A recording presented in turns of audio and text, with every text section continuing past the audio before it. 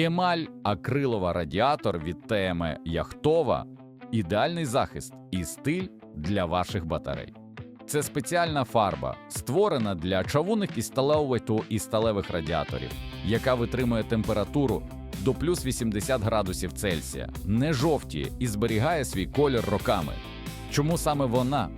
Містить інгібітор корозії, надійний захист металу, стійка до подряпин і механічних навантажень, еластична, з відмінною адгезією, без різкого запаху, безпечно для дому, висихає всього за 1-2 години, а служить до 10 років. Оберіть радіатор ТМ Яхтова.